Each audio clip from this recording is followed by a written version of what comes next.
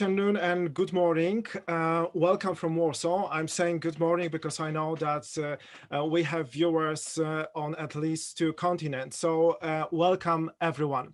My name is Marcin Antosiewicz and I have the pleasure of hosting today's online conference. Its title, On the Agenda of the Council of Europe, the Role of Towns and Regions in Guaranteeing LGBTI Rights. The conference is held in English, but you can use the Polish translation. On the bottom right, you will find an icon of a globe. On the right side of your screen, icon of a globe. Please click on it and then you can choose your language, Polish, German, or original language. Behind the icon is not the artificial intelligence, but 2 great translators, Magdalena Wolters from the German embassy in Warsaw and Andrzej Rosa from the US Embassy in Warsaw. Thank you so much for your great work. The conference is organized by the Embassy of the Federal Republic of Germany in Warsaw. Germany, as you know, has the chairmanship in the Council, in the Committee of Ministers of the Council of Europe till the end of May. The conference is co-hosted by the Congress of Local and Regional Authorities of the Council of Europe, and it's organized in cooperation with the US Embassy in Warsaw. The United States have official status in the Council of Europe as an observer. Europe is still growing. In the next 100 minutes, we are going to talk about responsibilities, good practices, and lessons learned in supporting the fundamental rights of lesbian, gay, bisexual, transgender, and intersex people by local and regional authorities. On the agenda, we have an official opening with the German ambassador to Poland. It's going to be in a second, and the keynote speech of Andrew Boff, reporter of Congress of Local and Regional Authorities of the Council of Europe. Then we will have 3 panels, first 2 with representatives of city and regional level from Atlanta, Prague, Gdańsk, Hamburg, and Szczecin. And at the end, we are going to discuss with Andrew Boff again, Eleni Tsetseko from Council of Europe, and Julia Maciocha from Warsaw Proud about the challenges for the future. The conference is interactive, so we are looking forward to your questions, which you can send to the email address warsaw.embassy.event@gmail.com. I will send it again, warsaw.embassy.event@gmail.com. Please send your questions. We look forward to your questions. The principle of equality and non-discrimination are fundamental elements in the protection of human rights. It is guaranteed by the European Convention on Human Rights, Article 14, and was reinforced by Protocol 12 to the Convention, which in a general manner provides that no one shall be discriminated against on any grounds by any public authority. The Secretary General of the Council of Europe, Maria Pejcinovic-Buric, said on Monday that some people still fear for their lives because their sexual orientation or their gender identity. And now the quote, "There are examples of backward steps also. Hostile rhetoric from elected politicians surges in homophobic and transphobic violence, the proclamation of so-called LGBT-free zones," she said on Monday. On Monday as well, we had the 16th annually International Day Against Homophobia, Transphobia, and Biphobia. 48 ambassadors to Poland have signed an open letter in support of the human rights of transgender people. And here is the message they've tried to send. A quote, "Governments have an obligation to protect all citizens from violence and discrimination and to ensure they enjoy equal opportunities." One of the letter signers is the German ambassador to Poland, Mr. Arndt Freitag von Lorenhofen. Guten Tag, Herr Botschafter. Good afternoon, Mr. Ambassador. The online floor is yours. Hello, Marcin. Hello to all the participants. It is my great pleasure to welcome you to our webinar on the role of towns and regions in guaranteeing LGBTI rights, which we are organizing as part of our Council of Europe chairmanship. First of all, let me thank our distinguished panelists for joining us today. and our moderator, Marcin Antoshevich, who will lead us through today's discussion. I also wish to thank our co-host, the Congress of Local and Regional Authorities of the Council of Europe, and those who supported us in putting together this event, namely the US Embassy in Warsaw. Earlier this week, we celebrated the International Day Against Homophobia, Biphobia, Interphobia, and Transphobia.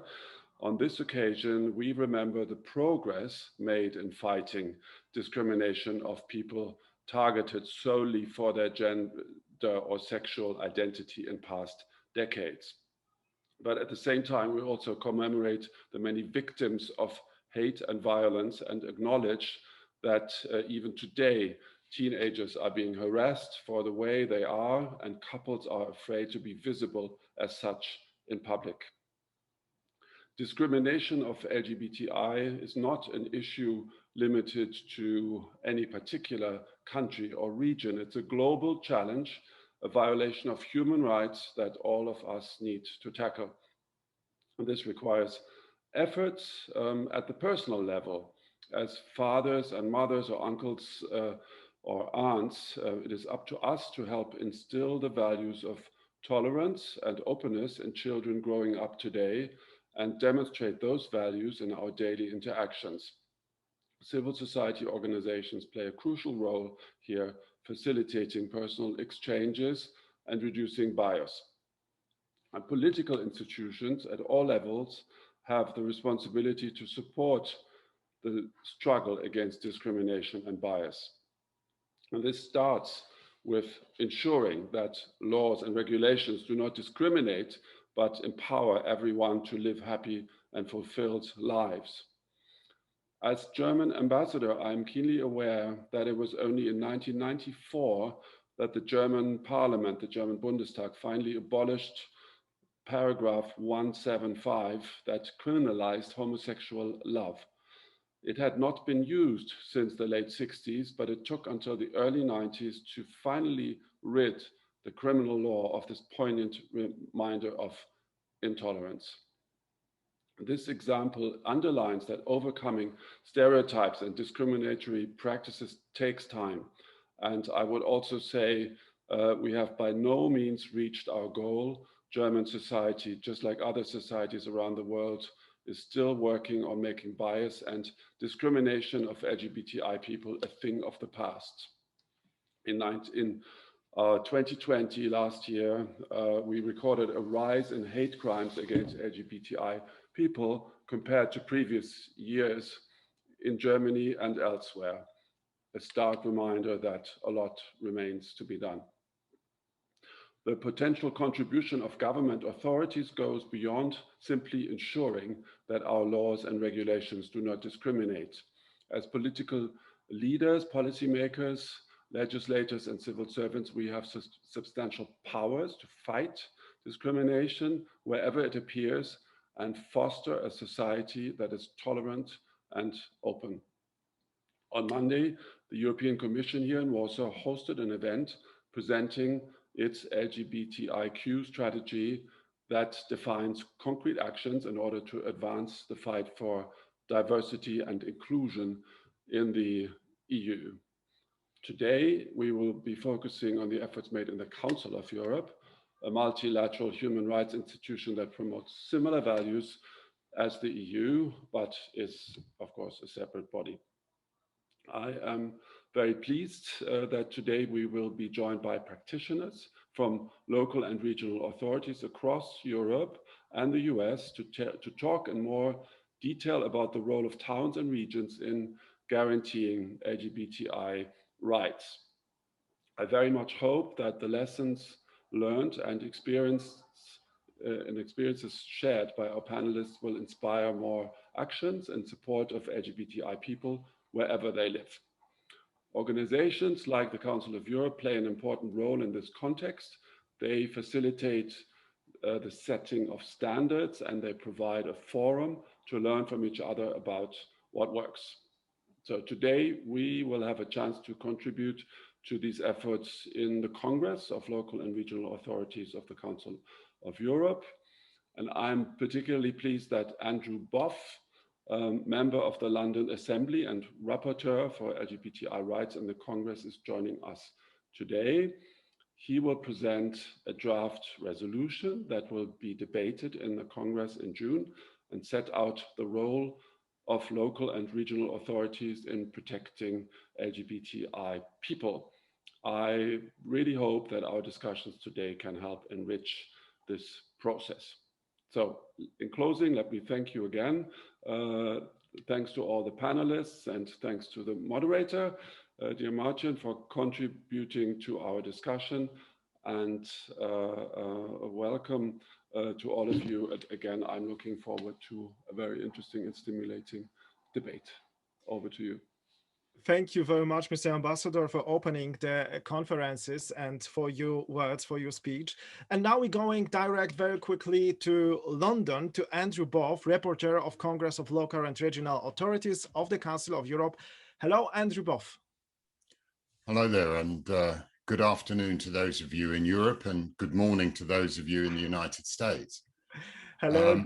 Good to see you. I just want to introduce you very quickly because we want to know you a little deeper. Oh, okay.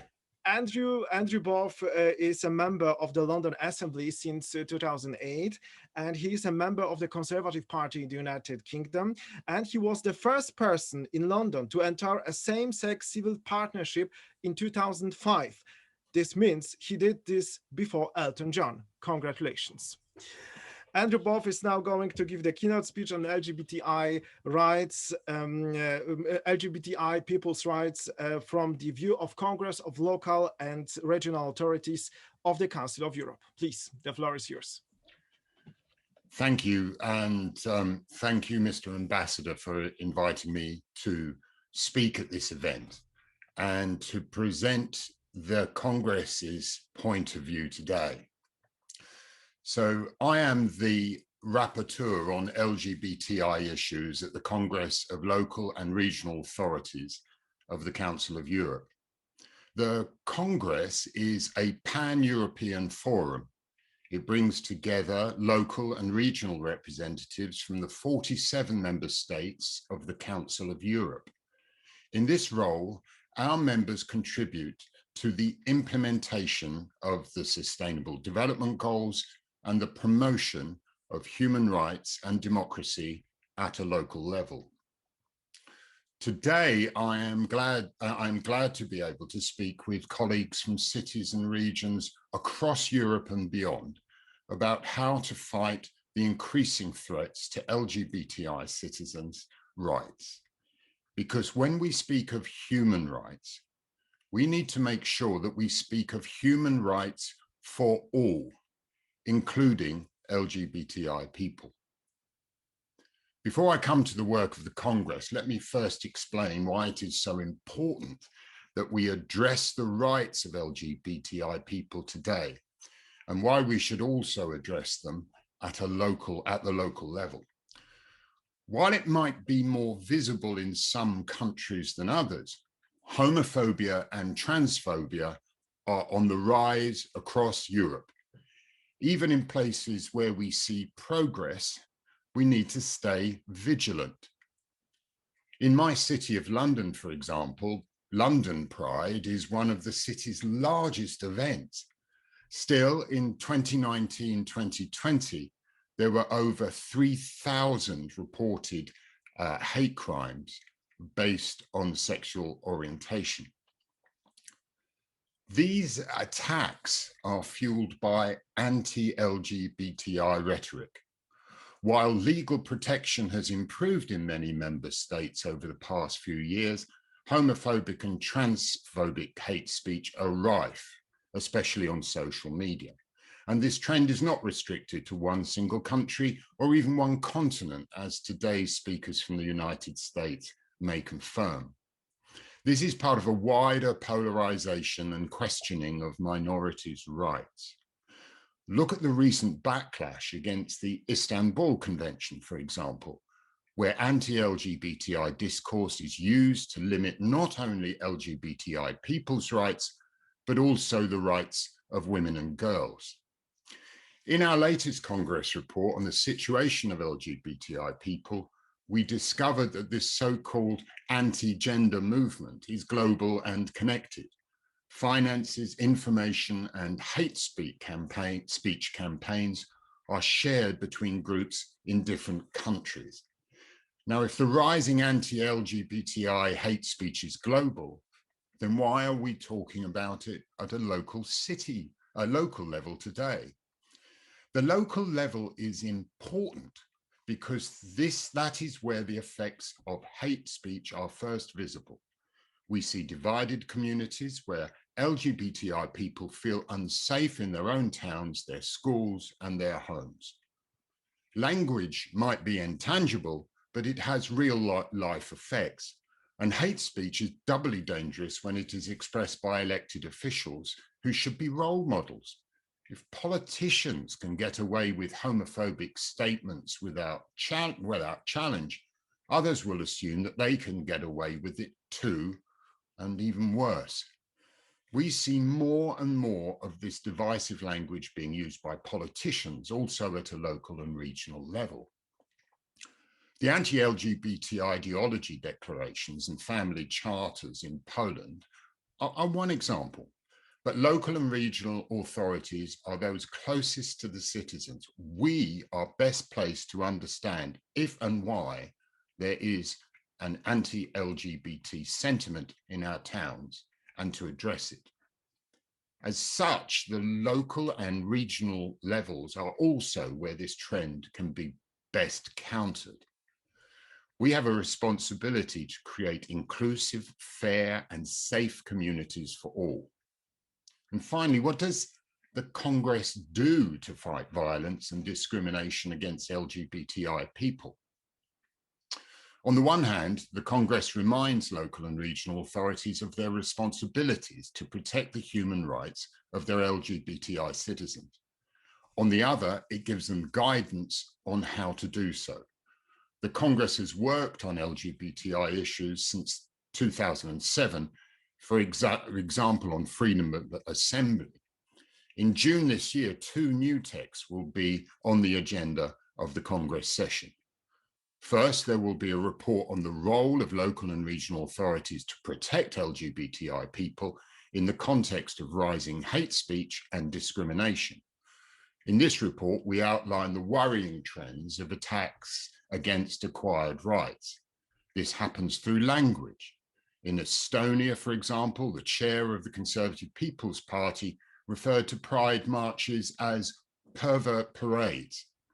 On social media, radical extreme right groups such as Generation Identity spread hateful language affecting LGBTI youth in particular. But we also see an increase in anti-LGBTI policies, such as the so-called anti-propaganda laws in Russia and Lithuania, which stop LGBTI people from expressing themselves openly and cripple LGBTI civil societies organizations. New restrictions to adopt and marry interfere with LGBT people's family life in Serbia, Hungary, and the Slovak Republic. In our resolution, we encourage cities and regions to combat this hatred and discrimination. We ask that they mainstream LGBT equality in their local policies and promote the inclusion of LGBTI people, especially LGBTI youth. To combat hate crimes, they can implement clear local codes of conduct, not just for local administrations themselves, but also for organizations that receive public funding. To encourage victims to report hate crimes, they can appoint and train local law enforcement and appoint LGBTI liaison officers. We also ask that local and regional authorities encourage dialogue to bring citizens closer together. But we also address national governments. National anti-discrimination plans can only be successful if they are implemented locally. It is crucial that local and regional authorities are involved in developing these plans at all stages, from drafting to implementation. Second, the Congress will vote on a resolution addressed to Polish towns and regions. This follows on from a remote fact-finding mission that the Congress carried out in November last year to understand the situation of LGBTI people in Poland, particularly since some local authorities took decisions that could undermine their human rights. The findings of this mission were adopted by the Current Affairs Committee of the Congress in February and have already had an impact. The Polish Ombudsman informed us that he will use it in court cases against anti-LGBT ideology declarations. Our fact-finding report identified the problems. With the resolution, we hope to show a way forward for Polish cities and regions to protect the rights of LGBTI citizens, for example, by annulling their anti-LGBTI declarations and charters, or by developing inclusive anti-discrimination plans and investing in the mental health of their LGBTI citizens. Clearly, there is still a lot of work to do to create inclusive European towns and regions with respect for the human rights of LGBTI people. However, I would like to finish on a positive note. There are also cities and regions throughout Europe that have been promoting the rights of LGBT people. These new reports give a range of inspiring good examples, such as the LGBT declaration by the Mayor of Warsaw, the Paris Prize for the Rights of LGBTQI+ people, or shelters for LGBTI immigrants in Berlin. They also include examples of successful cooperations between different cities, such as the Rainbow Cities Network. I also encourage you to read the Congress's Handbook on Human Rights. The first volume, published in 2019, has an entire chapter dedicated to the rights of LGBTI people. These efforts should be celebrated. They show that local and regional level really can make a difference to LGBTI people's lives. They can take the lead where national legislation is lacking.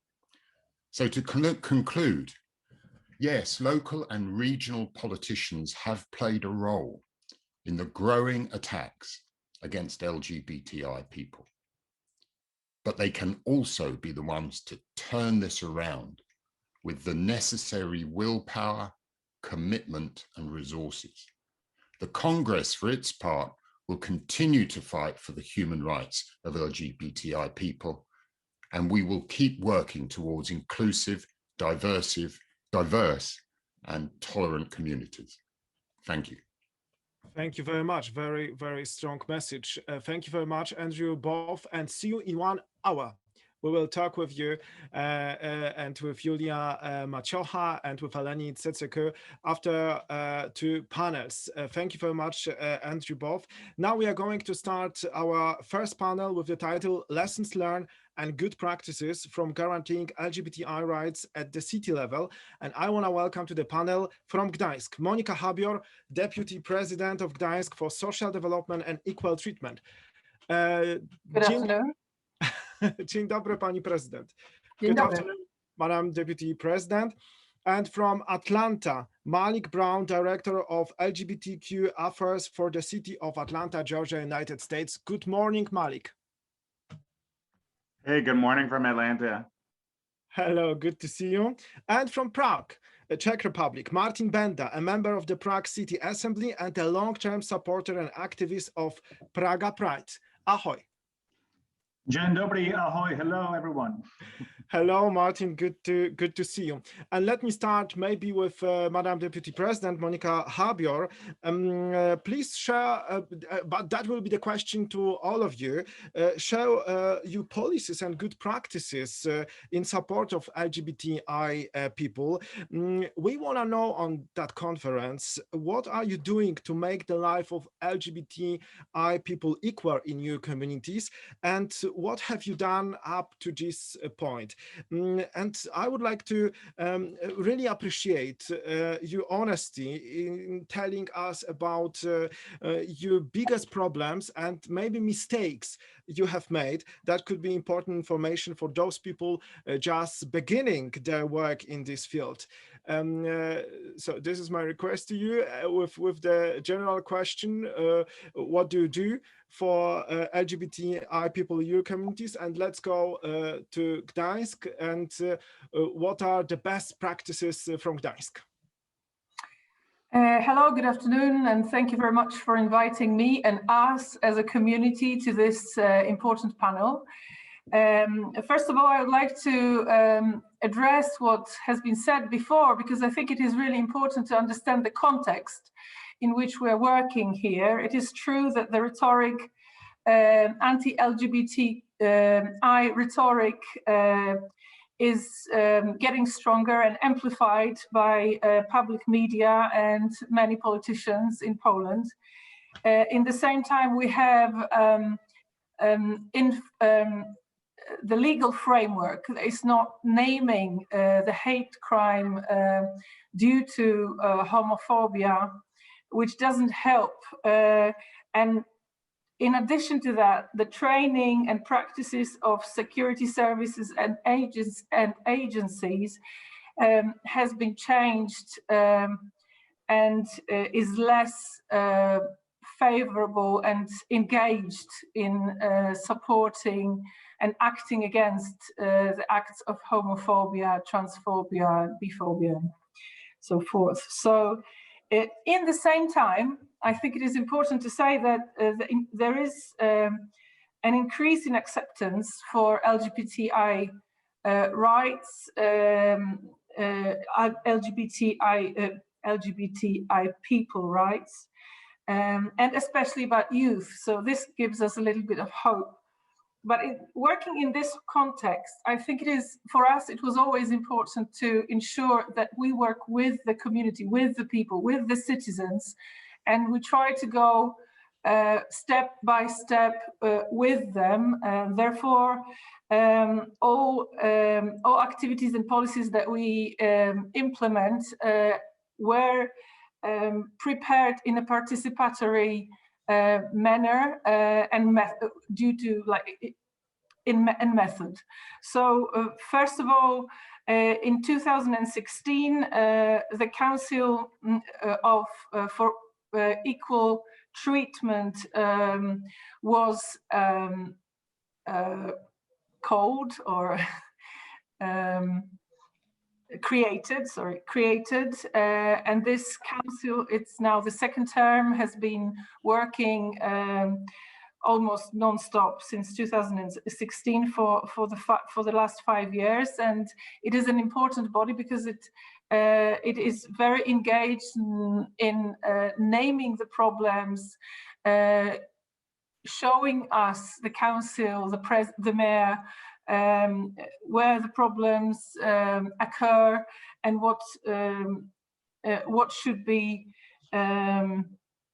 worked on, what should we work on, really. So it's a diverse body, and it is really important. And for example, there is a number of initiatives that were motivated by this council. And for example, in 2017, the anti-discriminatory local policy was started to be worked on, which is called Model for Equal Treatment, and it was prepared by over 100 people from organizations, institutions, and it worked for a year. And the model has been voted for by the city council at the end. It was a very hard debate, a very hard discussion. It was incredibly controversial at the time, but in the same time, it was taken up, and we are implementing this model. And the model regards LGBTI people's rights, but also looks at the discrimination due to age, gender, faith, or ethnic or national background, or health.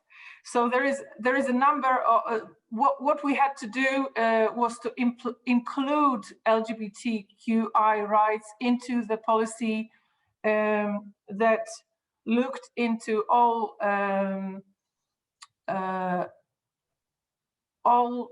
discrimination,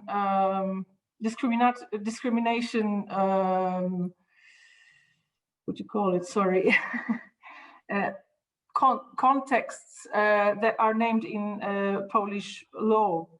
That was also very important, to go very closely according to law to ensure that this local law will not be countered. Right now, in the meantime, we had a citizens panel regarding the citizens' activities, and one of the days was dedicated to equal treatment.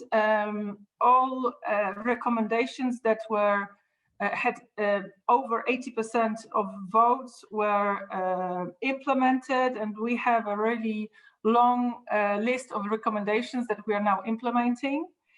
And right now, the budget for working with organizations and institutions to counter human rights violations on the local level, and education as well, and discrimination, is 1,500,000 zlotys. I think, yeah, well, I think this is what I would say the good practice is that we manage to involve very large scope of interessaries, activists, NGOs.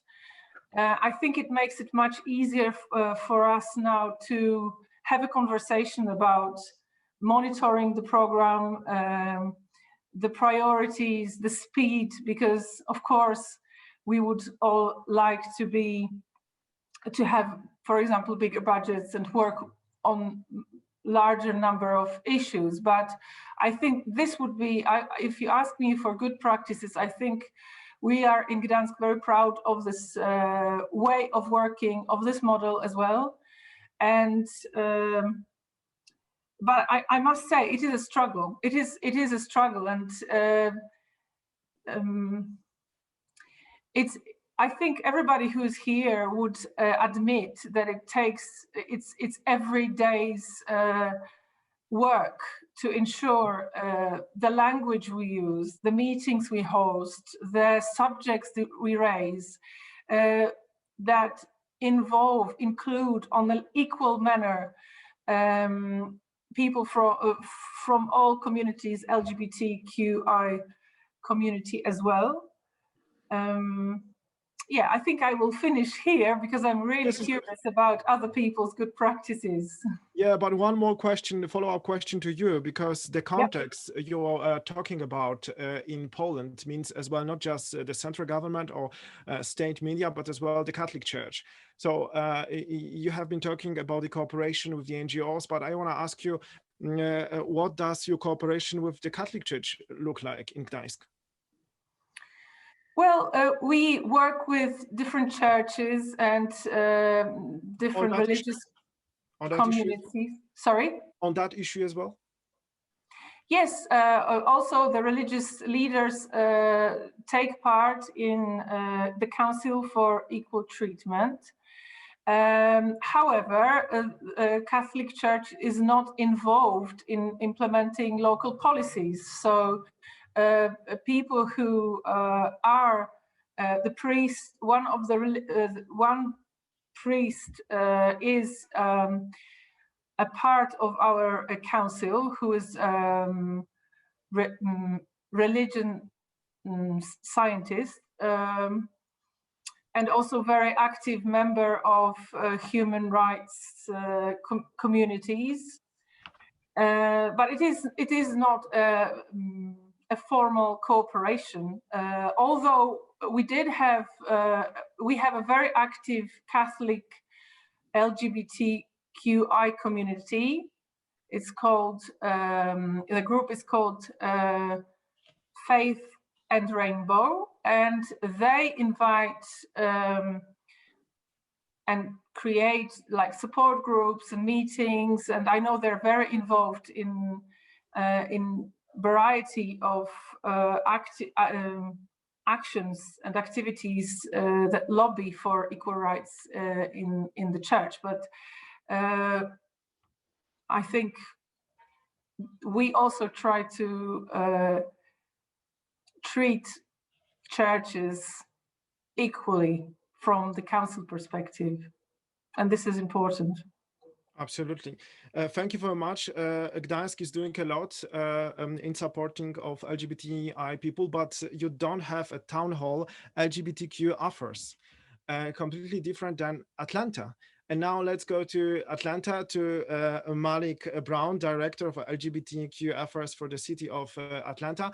And Malik, can you tell us a bit more about your department, which was established 2018, right? 3 years ago. You're responsible only for LGBTI people in the town hall of Atlanta. What do you do exactly in your department, and why was that important to the mayor to create this particular department? Thank you, and good morning, everyone from Atlanta. Good afternoon to everyone who's not in Atlanta. But like you said, this role was created. I have the pleasure of working with Mayor Keisha Lance Bottoms, who created this role in 2018. And one of the things that I've really learned, I've been able to be successful in my advocacy because Mayor Bottoms is so committed to these issues. So for me, I've learned working with an elected official who is so passionate on these issues allows for more progress. So I really work alongside the mayor and advise her on any policies, programs, and initiatives related to the LGBTQ community. And I work across a lot of our city departments. So for example, I work with our airport, which is the busiest in the world. I work with our police department. I work with our park system, just improving engagement with LGBTQ people, updating policies. I work with our HR department to make sure, you know, our policies are trans inclusive for people who need to transition. They're safe for people who are living with HIV. So really working on a lot of that work alongside the mayor. And do you do workshops for them and the trainings for the people they're working on the airport, for example? Yeah, so we are actually in the process of creating a mandatory training. The city of Atlanta employs about 9,000 people in our government. And so we're actually working on an LGBTQ cultural humility training, just so everyone, you know, starts with the same base level of knowledge. One, because we don't want people in our workplace to receive any homophobia, transphobia, and then also a lot of our roles are constituent facing, so we also don't want it to affect the constituent. So we're doing training. One of the things that I'm really proud of, the mayor just announced that we are turning every single user restroom owned by the city government into gender neutral restrooms, which is gonna create safe spaces for trans and non-binary people. And so if you ever fly through the Atlanta airport, you will get, I think, 30 new gender neutral restrooms later this year. Okay, great. And before I ask you more about the best practice from Atlanta, one more question, because Atlanta is a very open city for LGBTI community, and it has to take time for this development, I guess. What was the changing point in your city? I want to ask you about that. And Atlanta is now considered the capital of gay people in the southern USA. How did you achieve that? Yeah, it hasn't always been this way. You know, it is, LGBTQ people are so welcomed and, like, by and large thriving in Atlanta, but it has not always been this way. You know, I hear stories from older colleagues when, you know, LGBTQ people were like locked out of city council meetings, like they couldn't even get into the building. So I definitely want to be clear that it has not always been this way. I think one of the changing points for us, and it was really something you saw around the entire United States, was the Stonewall riots in New York, where police were harassing and discriminating against LGBTQ people in New York at a gay bar.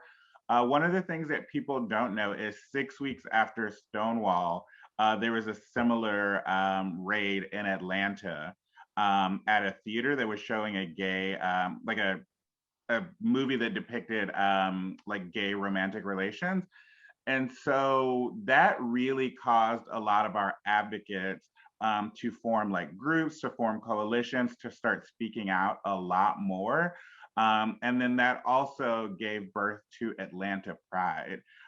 So that was about 50 years ago, and that was a real, I think, turning point for our city. A couple of decades later, the city instituted a non-discrimination ordinance, which was comprehensive of a number of communities. So people of color, religious communities, and it also did include gender identity and sexual orientation. So that was around like 1999, 2000. And it was one of the first of its kind, definitely in Georgia for decades, and probably in the South of the United States as well. But that was a really big turning point when we put on law that it was illegal to discriminate against LGBTQ people. Okay, thank you for the story. It makes hope as well. That was 2009, you're saying, right? So it's like 11 years ago, and after that, now you are the director of LGBTQ affairs for the city of Atlanta. Let's go to Prague right now, Czech Republic. Martin Benda. I want to ask you, because you are very active at Praga Pride. You're an activist and a long supporter of Praga Pride. So is what you're doing in Praga, Praga Proud, but as well in the city, so is it your own specific way of supporting equality, or are you taking inspiration from Western European capital cities? Well, we of course are inspired by what happens in Germany, in Britain, in US. I myself am very particularly inspired by what happens in Scandinavia, because that's my source of inspiration from so many reasons. But we also have our own methods. Yeah. So what are the best practices from Prague? Well, so since the city of Prague is a region, but we are not like a federative state, so the laws are given by the parliament. So yeah, the role is not legislative, but it's more in the terms of technical, financial, and moral support of diverse communities in Prague. And Prague has always been a diverse city with quite a liberal and progressive, I would say, atmosphere. And that really roots in deep into history. So for example, the church, by the way, is quite a I would say a weak, in comparison to Poland, a much weaker institution here. So we do support, for example, Prague Pride, but not just the festival, but also film festival, queer film festival, or the Center of Queer Memory. Sorry, Martin, just one follow-up question. When you're saying we do support Prague Pride, you mean finances as well? Financially and technically, but by and large, it's money, it's grants which are given to them, to those, and the trend is rising. With having COVID, if we didn't have COVID, it would be rising steadily, but now the incomes have shortened, so there's a little drop. But otherwise, for example, Prague Pride receives around 25 or 30,000 euros per year, just for your context, which is quite a substantial support in our Czech context. So, and in terms of the moral support, since 2019, the rainbow flag flies from the city hall. The mayor and myself and other elected officials march in the parade. It is given an auspicious since the very beginning in 2010 or 11. Yeah, and for example, we also have joined the Fast Track Cities, which is a network of cities fighting HIV epidemic. So we joined that 2 years ago. And that was actually one of my political programs, which I ran with in the elections. So, and we did it like a few months after the elections in 2019. Yeah. So I think, and very recently, it's like really, it's not really known even in Prague. So I'm announcing in news where the city of Prague is creating or gave at a very convenient price to the Prague Pride organization a 200 square meter space to build a LGBT community center, few meters from the world-known astronomical clock at the Old Town Square. So it's very at the center of Prague. We will have a quite large LGBT community center. So. And you have created as well special programs for HIV infected people, right? Are you helping them? Yeah, as well? So this fast track cities, for those who don't know, there is a target of so that at minimum 90% of those positive are aware of their status. 90% of those who were positive are treated and or have a zero viral load, or what it's called. So, but it's a big process, and it's not only associated to HIV, but also other sexually transmitted diseases, which of course is still an issue, especially in big cities like Prague. And a concrete question, because Andrew Wolf was talking about hate speech, then a concrete question to you: how do you fight against hate speech and hate crime in Prague? So I'm quite proud for what the city does. I think it's a lot for surely Central European context. But one of the few flaws is that we, or the police, does not. We don't have statistics on LGBT hate crimes. So I'm not aware of how big issue it is. Subjectively, I would say I'm optimist. So I don't see much of the hate crimes really here in the Czech society, neither on social media that much. So yeah, so I don't. Maybe I'm wrong, but I don't think it's a huge issue here. I see. Then maybe let's go to Atlanta with the same question. Malik, how do you fight against this hate speech and hate crime? Is it a problem in Atlanta? Yeah, so the United States is, I mean, it's no different than anywhere in the world. Some places are safer for for LGBTQ people than others. One of the things that we are really dealing with in America, but certainly in the South, we are seeing like an epidemic level rise in violence against trans people, specifically like Black and Latinx transgender women. So that's something, I don't know if it's happening in Europe, but it's definitely happening in the United States. There's a rise, and it stems from a lot of stigma, people not knowing that their partner is trans or being okay with it and then regretting it due to like societal pressures and just the stigmatization of being trans. So that's one thing that we are seeing, and we're really trying to work with our nonprofit partners like the Human Rights Campaign and local trans activists on exactly how we can fight that. But even in the last 2 weeks, 2 transgender people in Georgia have been murdered, and they were both, I think, by like intimate romantic partners.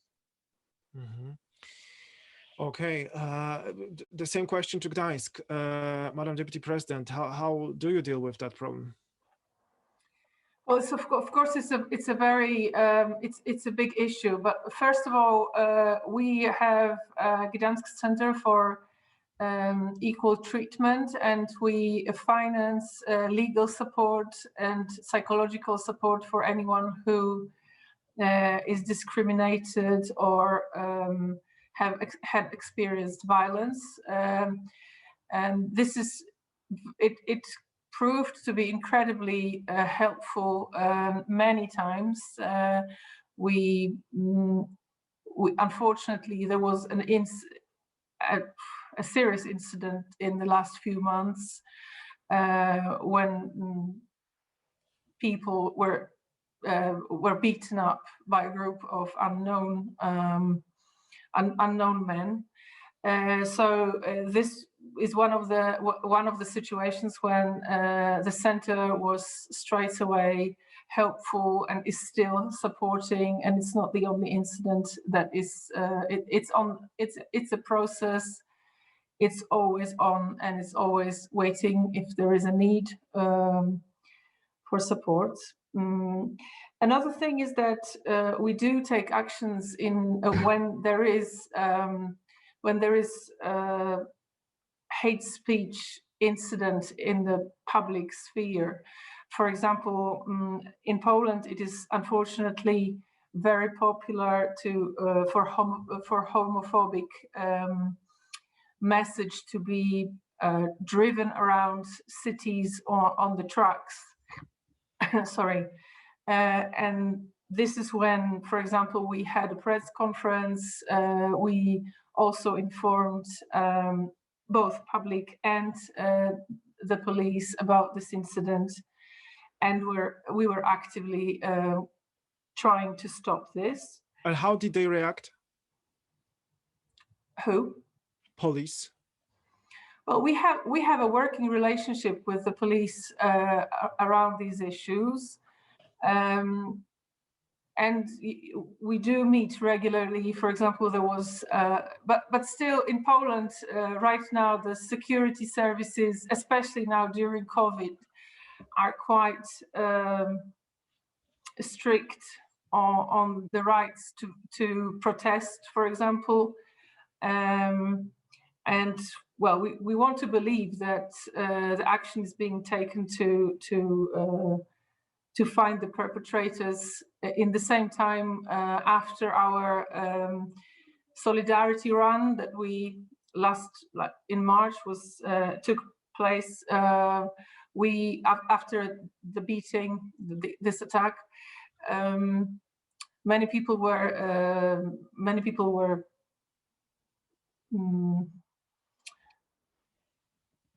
were called by the police for taking part in this action. It was on the COVID grounds, but still we did protest to the police. Wrote a letter to the police that we don't believe this is appropriate.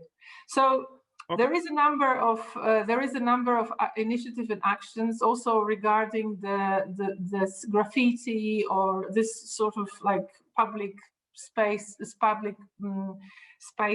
It can be any citizen can put it on the map and it will be taken down as a priority. So there are a number of different actions that are taken, but and also support groups for LGBTQI adults and youth and parents. So there is a number of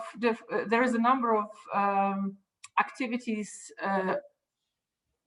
and I think the community of LGBTQI people here in Gdańsk can be immensely proud of what they have been doing, because this is their engagement, their lobbying, their activities that we are able to do it, because really they are the inspiration, they are the support, they're our citizens. We want to be and help and support and do whatever we can to ensure that they have equal happy life in Gdańsk. Mm-hmm. And maybe let's go with this question about working together with police to Atlanta. Malik Brown, how do you work with police in Atlanta, Georgia? Yeah, so one of the other pieces of Atlanta's history and a pivotal point for us was the Atlanta Eagle raid. So this was 2009, and it's when our police department went to like a local gay bar, like raided them, recorded them. It was not one of the proudest moments of Atlanta's history. And so from that raid, the city really used it as another turning point in our government, and they appointed LGBTQ liaisons within the police department. So we actually have two recognized liaisons in the police department who deal with any crimes against LGBTQ people, who help LGBTQ victims. And they also, partner to review trainings and standard operating procedures. Like many disenfranchised communities, interactions with the police aren't always great. But in my experience, by and large, our police have been sensitive to LGBTQ issues. Yeah. And do you make workshops, these trainings as well for the police officers? Yeah, so they have specific LGBTQ trainings that every police officer has to go through. And they have, I forget the proper term for it, but it's those like those live action like interactions where they're, I'm blanking on the word, but like almost like a role play, for like lack of a better word, that they have to do trainings through, specifically to the LGBTQ community. I see. Let's expand our discussion and let's take two other panelists. Let's go one level up to the regional authorities. I want to welcome to the panel as well from Szczecin, Bogna Czałczyńska. Hello, Bogna. She's plenipotentiary for equal treatment from the Office of Marshal of West Pomerania. Dzień dobry. Dzień dobry. Hello. And from Hamburg, Sören Schumacher. He's head of the German delegation in the Congress of Local and Regional Authorities of the Council of Europe, and he's a member of the Hamburg State Assembly. As you know, Germany, it's a Federal Republic of Germany, so Germany is organized like the United States. So Hamburg has a special role because Hamburg, of course, is a great city, but it's as well exactly double role, is as well federal state. And maybe let's start with you, Sören, because we have been talking about hate crimes, and Germany actually has sent to the Eurovision Song Contest a representative who is singing the song "I Don't Feel Hate." So maybe you have the best advice for us. How can we fight against the hate speech and hate crime? I have to laugh because you mentioned the ESC, so I didn't have the chance to see the half final yesterday because I was working. But the good thing is, do you know from where he is, our singer? Hamburg. Right, he's from Hamburg. So the city is proud of him, and the biggest ESC party every year is in Hamburg, in our red light district. So I mentioned it is a party area, so it's today a very, very huge area where people from all around the world came to make party. Okay, this year with COVID, we know it's not that possible. What about hate speech and hate crime? Yeah, so sure, there's hate speech and there's hate crime, which we never are allowed to deny it. And it is a big issue, especially hate speech in the internet. So because in the last decades, I would say the hate speech on the street is going down. So because the rule of law there is more strong. So you discussed before the rule of the police, and police is much more helpful since ages before, but on the internet it's anonymous, so it is a big issue, especially for young people. And what I know, when we're talking about police, what I know, you have a great cooperation with the police, right? They're taking part in the Pride in Hamburg, the police officers. Yeah, so there is a mind change, I think. So the police today is very open for LGBTIQ people.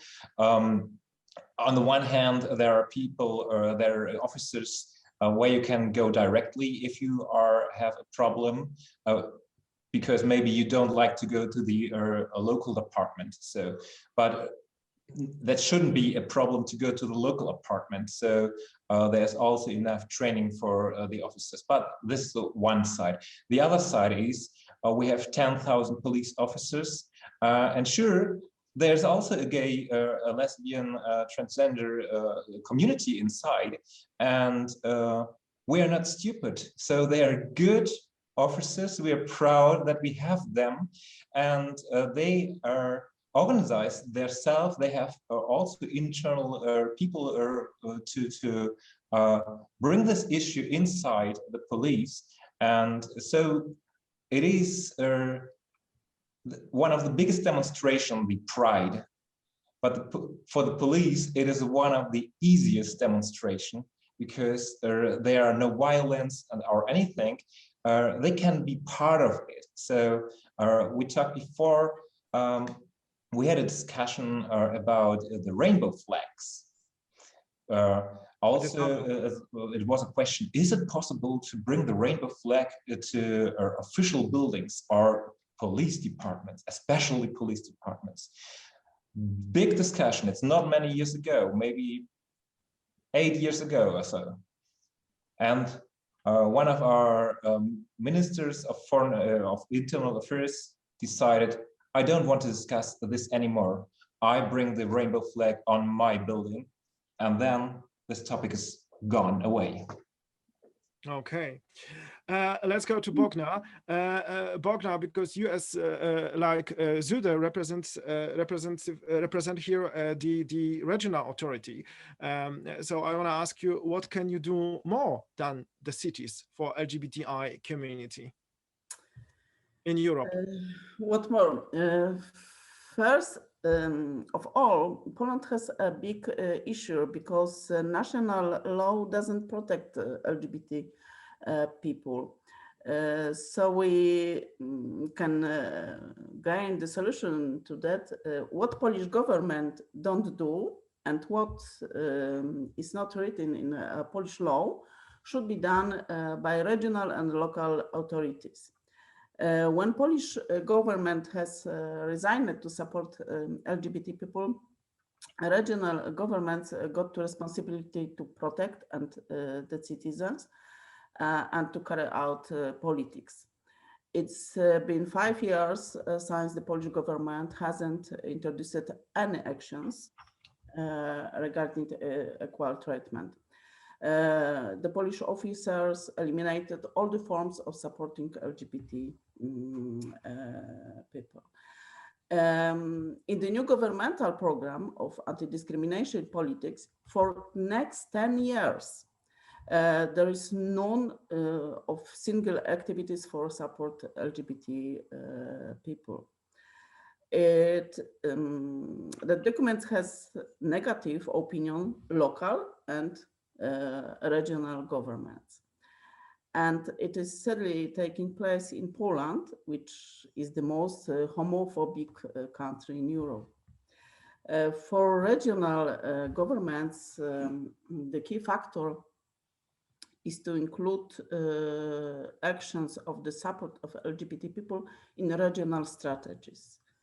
So it is clear for everybody that this must be taken into consideration also in terms of financing. We have to carry out regional social companies to make a mental change, financing activities of LGBT NGOs, anti-discrimination education programs, health project and psychological support for LGBT people. The most important is transfer of information and good practice for local governments to create the network of towns and cities which respect human rights and equality treatment principles. In Polish reality, regional government should be a security buffer for municipal governments, and it is very, very important, like umbrella for that all local governments. Mm-hmm. Thank you for that. We're gonna discuss in a second more, but maybe another concrete question. I would like to start with Martin. We know that discrimination at the workplace, it's a huge issue for LGBTI people. So what can town hall or city council or regional authorities can do to protect LGBTI people from workplace discrimination? What Prague does? Let's go to Martin. Let's go to Martin first. Yeah, well, that's a tough question, actually. Again, I'm not sure how large a problem at the city hall, which is like 1,500 employees, how large of a problem that is here. I don't mean just the people they're working at the city, at the town hall, the city hall, or at the city council, but I mean what they can do as institutions like town hall or city council for LGBT people in the city to protect them from workplace discrimination? Well, I guess, I mean, the best thing is to lead by example politically. That's what we are doing, I think. And the major issue I have is to keep the trend going that way, not to go backwards eventually, but the history may reverse, right, into the bad days. So that's my biggest concern. But I mean, there's one thing which from the employee discrimination which could be done and which we have to work on is the fact that when two guys or two women are getting registered as partners, so we don't have an equal marriage in Czech Republic. We only have this registered partnership, which is like a limited version of a marriage. For example, does not allow you to adopt children. So that's the major LGBT fight here in the parliament, though. Is to like, let's say, ignore parts of the law and to allow, for example, when two guys are having their day of registration, to allow them to have a free day and to compensate for that day, right? That's a standard thing. Which when you marry a woman and you're employed at the city hall, you're compensated for that day or for 2 days or so. If you register, you don't have nothing. So that's like a little detail which we could probably do, and we're consulting that with the internally here at the city hall. I see. The same question to Zuda. What Hamburg does to protect LGBTI people from workplace discrimination? Yeah, so this is that we have to give a political answer, because we don't do anything directly to protect there, but we are lawmakers, and we have to bring our institutions and the law and the judges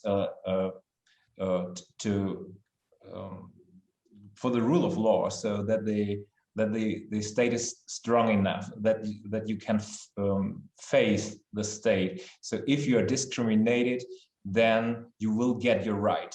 So this is the first important step, that you can trust the state.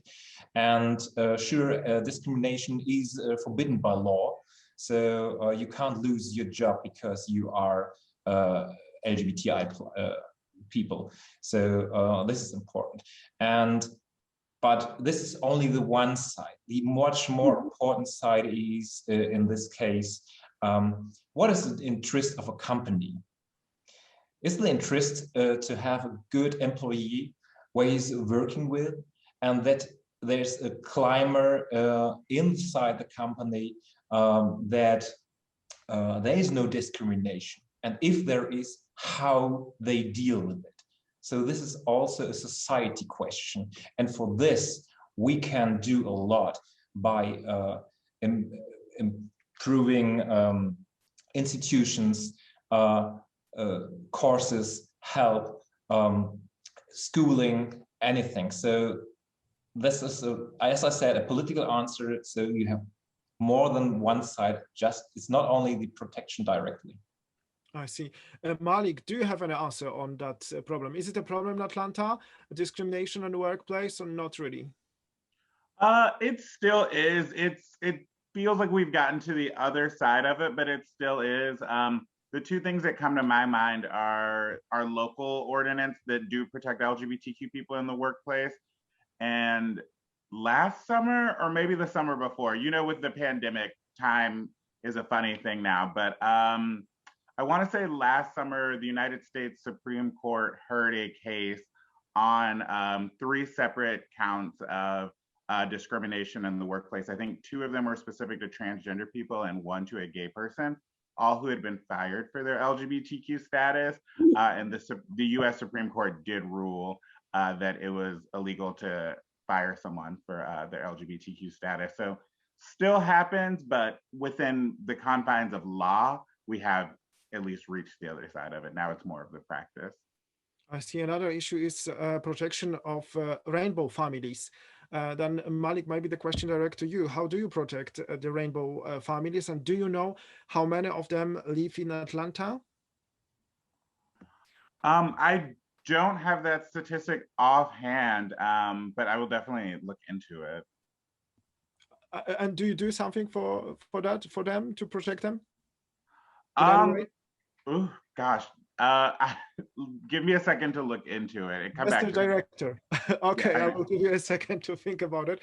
I know from Bogna Czałczyńska that, for example, in West Pomerania, there are 5,000 rainbow families. How is the situation in Gdańsk, in another part of Pomerania?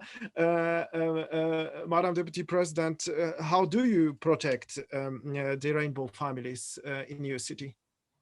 Well, generally in Poland, there is 50,000 children in rainbow families. This is what we know, or we think we know, because obviously 50,000 or 50,000 children. Okay. In Poland, not in Gdansk. The marriage or civil partnerships are not allowed, are not legal. So there is a number of procedural steps that are being taken by various institutions. For example, Gdansk was the first city council that granted citizens' personal number, PESEL, to the child of two women without wanting them to transcribe their act of birth.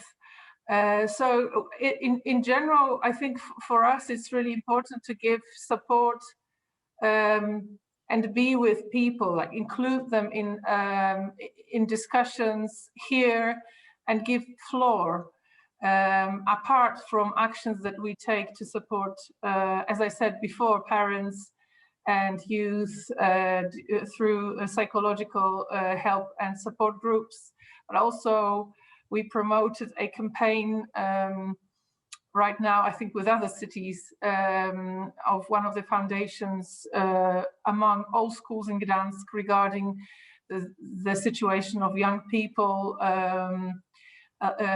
LGBTQI young people. Today, I have a conversation in the local media, and I invited rainbow families and activists to talk about the issues that they face and how they come out of the pandemic and what is their situation. This is a part of the whole campaign regarding the families, and also to show the diverse face of the family, because I think it is an important fact in Poland that the word family is being really taken over by right-wing concepts, and we are really trying to show the diversity of families, also the rainbow families, but also single parenting and all other types of families. So as I say, a number of actions taken through the processes with the NGOs and Gdańsk Center. Okay. Yeah, I'm not going to repeat because I already said it, sorry. You did it great, perfect. Then let's go to Hamburg, Sören. How the situation looks like in your city and your federal state. Oh my gosh, sorry. That's fine. Hamburg is a city. Yeah, so I also don't have a statistic about rainbow families. I'm not sure if there is a statistic about this, because rainbow families could be in a legal marriage or civil partnership or just without. But in fact, I would say it's more easier to say family is where you're living together and with children. So it is not the topic about to speak anymore. What is a family? So this change from maybe a more conservative view to a more liberal view. So in my generation, I could also say my family are my friends. So that's change. But if we think about you never know how many it's about. If you would talk about 10% of citizens are LGBTIQ people, around that, who knows? Could be more, could be less. the question is it a topic anymore for this? But in the question of laws, Martin mentioned the same, adoption rights are a problem. So we are not finished yet with the fight. But adoption rights are allowed for same-sex marriages in Germany, right? Right, for 4 years, I guess. Yeah, but if you look how many adoptions we have and how complicated it is, I wouldn't say there is equality. So where's the problem? And where's the solution? The solution is a discussion in the society, so that is more accepted. And you could ask, should the law faster than the thinking of the society, or are we behind it? I'm not sure. I'm not sure about it. So this is especially a question of the national law, so not of the regional state. But I want to bring a mention about the discussion of same-sex marriage in Germany. So we was not in the front line to have it. We was kind of late compared to other European states, also European conservative states. And there was also a mention of the Chancellor, Merkel. She said, okay, I'm fine that we decide in the national parliament, but I don't have a good feeling with it. So that shows how the discussion goes on. I didn't mention that you are a member of SPD, Social Democratic Party in Germany, and but you are together in the coalition, the governmental coalition in Berlin. Malik, do you want to add something on that? So I'll be honest, the term rainbow families went right over my head. I don't know that I knew what you were talking about, but I fully understand where we are now. Sorry for the confusion, y'all. Like I said, it's still morning here in Atlanta. But yeah, it is in Georgia, it is perfectly legal for same-sex parents to adopt. Of course, you know, the United States got same-sex marriage equality in 2015. We do see, while it is legal, we do see efforts from various legislatures across the country to retract those rights. But by and large, at least in Georgia and across the United States, you can adopt. It's more of a fighting off the bad bills to try to retract it. As I said to you at the beginning of that question, I note from Bogna Czałczyńska that in West Pomerania live around, this is not exactly an exact number, 5,000 rainbow families. That Bogna, let's go back to you.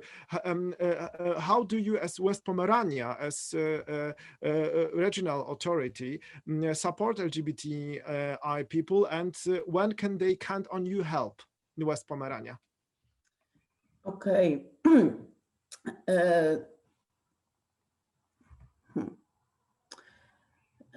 Firstly, 3 years ago, the Marshal of West Pomeranian Voivodeships has appointed me on the position of the regional plenipotentiary of equal treatment.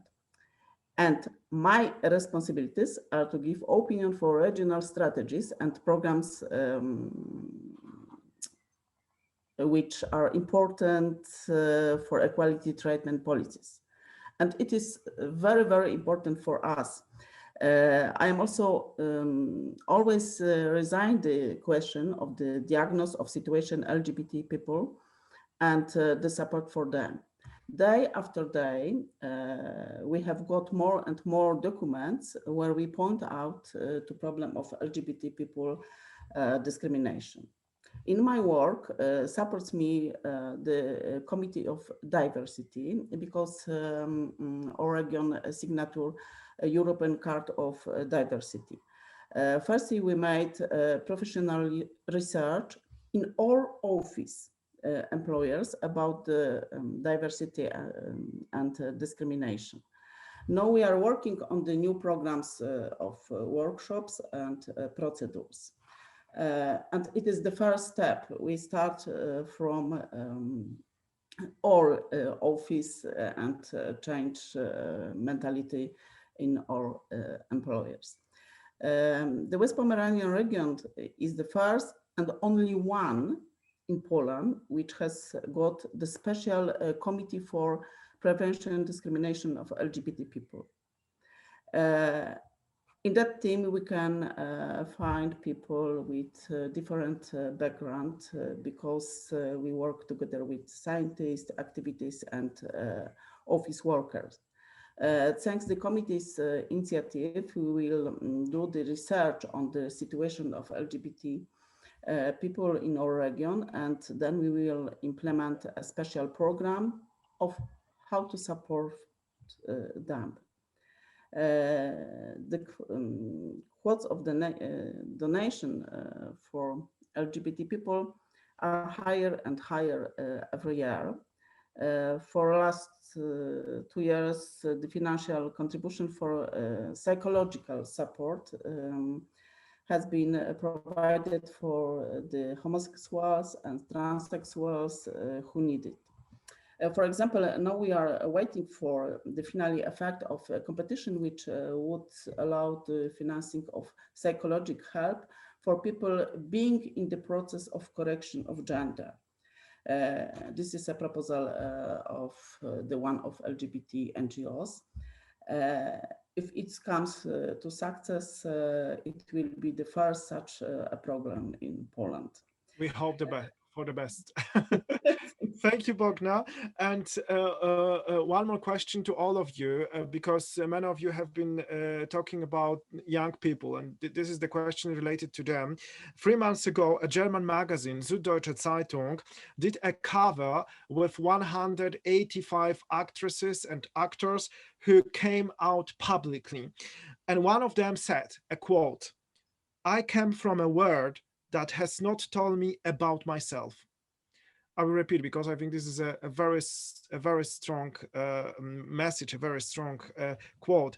"I came from a world that has not told me about myself." So, Monica Habior, I want to ask you, how do you tell the teenagers in your city about the world they came from? How do you care for LGBTI teens? Well, I think in Gdansk we have really strong values to talk about, because we are the city where solidarity movement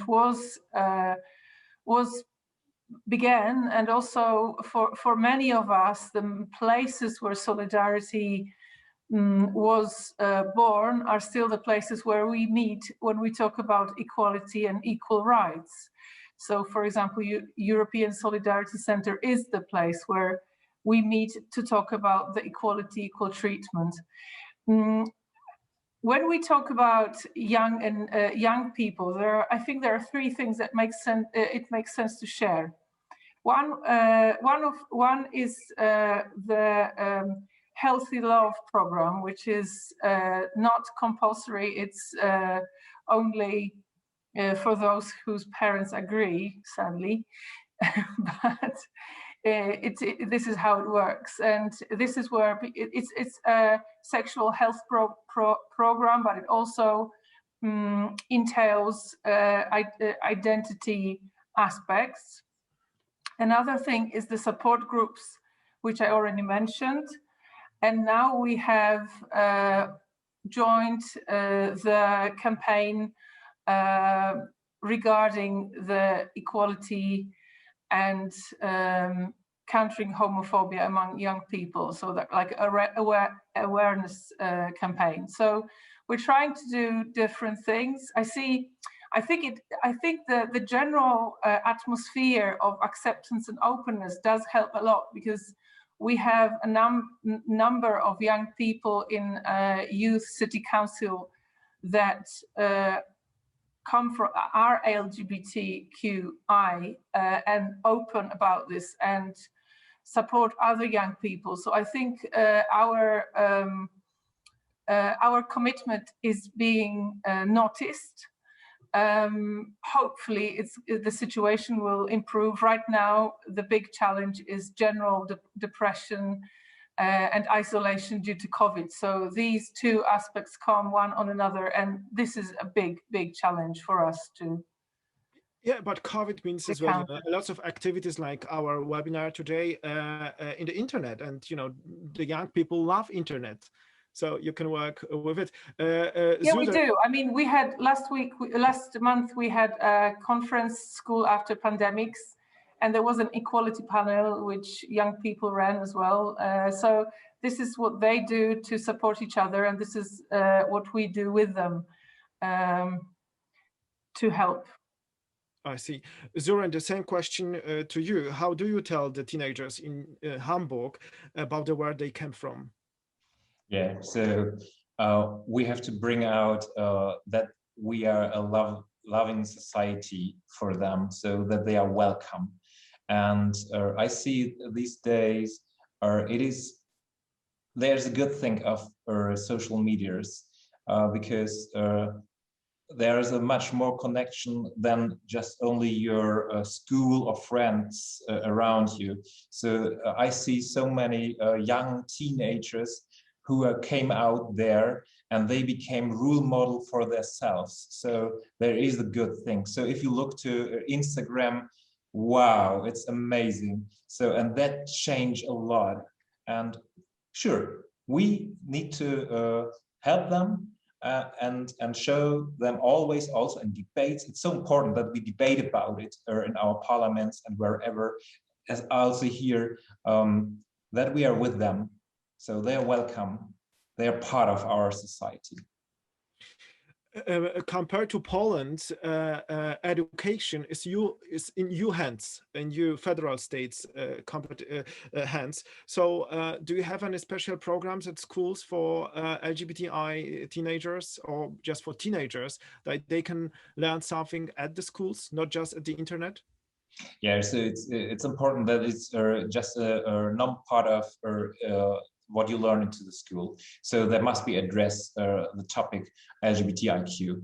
So, and that happens now. And the school is often the first place where you have the possibility to get to another adult person compares to your parents and to find trust there. And for that, we have programs in Hamburg, as sure. Great. Martin, the same question to you. How do you tell the teenagers in Prague about where they came from?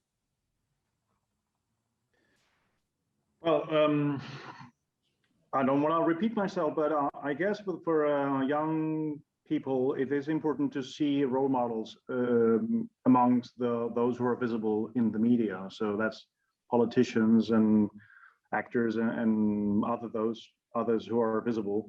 So I guess. But maybe the problem could be that they following different media than their parents or their teachers. Yeah, TikTok. I'm not on TikTok. Yeah. Yeah. Well. I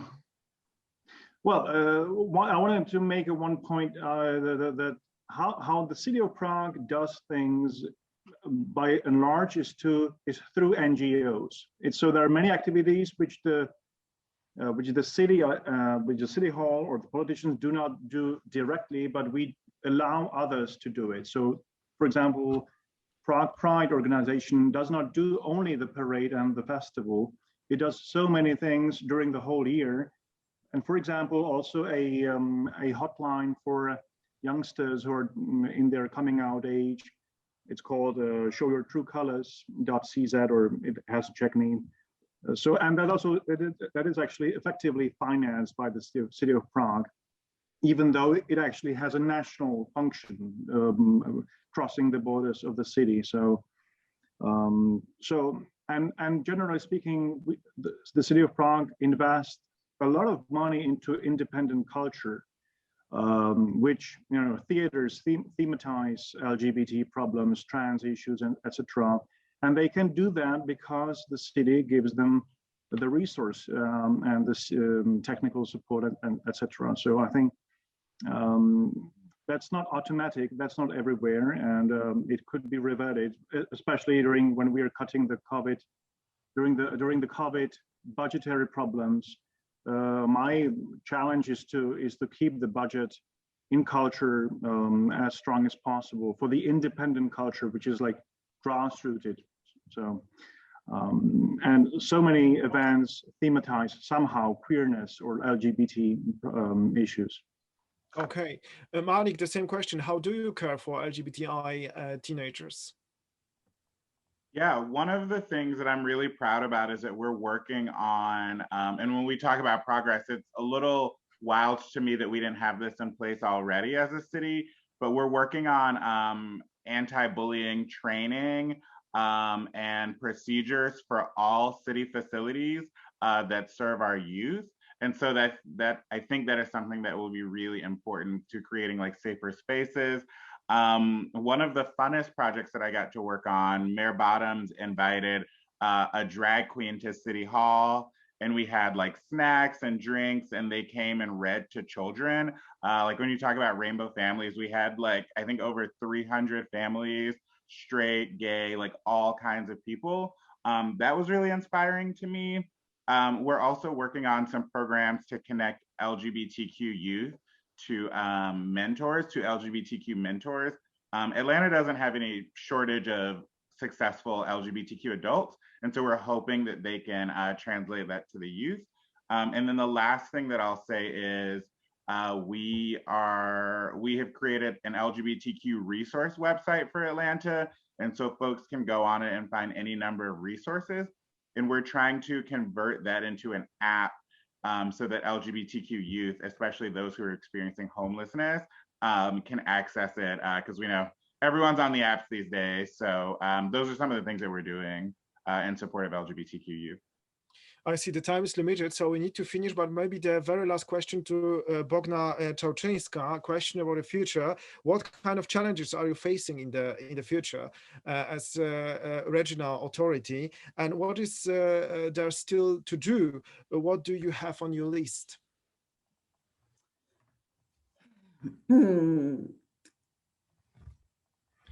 We have 1 minute. Okay. In 1 minute. It's my dream. It's my dream. My dream is opening the regional office of human rights.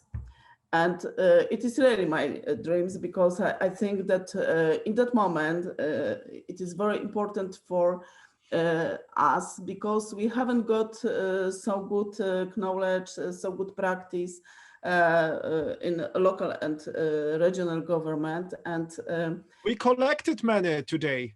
Yes. Yes, it is very important cooperation between local and regional governments, between non-profit organizations, university at all, and together building, networking, and together work with that regional office of human rights. This is magic. A great plan, a great dream. Zuda, what is your dream? Very quickly, for the future. Are you talking with me? Yes. Sorry. So my biggest dream is that we don't go back, that we go forward. So, and there can be a lot of change. And sure, there is the super dream of super equality, yeah, but I'm not naive. Let's go step by step. So I know we are nowadays in Germany not in the worst situation in this world. So, but there are steps to do. I see. Martin? I totally agree with Søren from our partner city of Hamburg with this.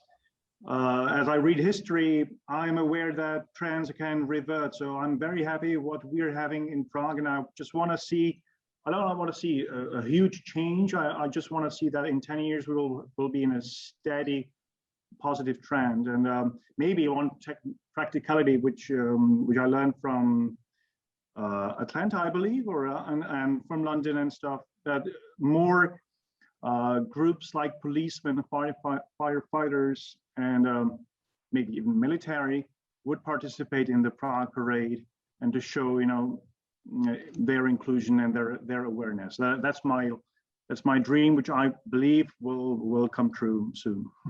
I see. Monica, let's go to you right now. What is there still to do? Well, there is a lot of work to do, of course, but I think prioritizing young people is our obligation right now. And I was really keen to listen to what Malik said. It's really inspiring. And I must say, I'm getting information from our community here in Gdansk saying, yeah, let's do it. So maybe this is already working.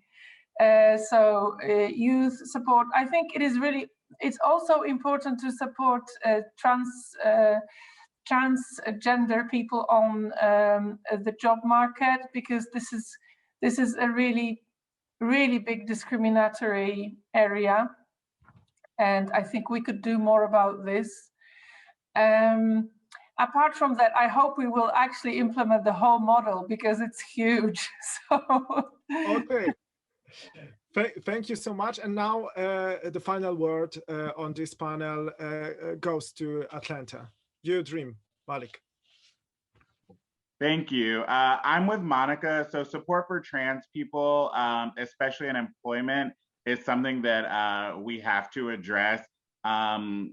As I spoke about, like the Supreme Court decision and things being codified into law, trans people still get the worst of it when they're seeking jobs. So I would say that's my biggest hope as well, is to just get more trans people connected to like skills building, but also to jobs, and not just, you know, like hourly jobs where they are surviving, like jobs that they deserve and can thrive in. I see. My dream is to meet you with all of you one day after pandemic in the real world.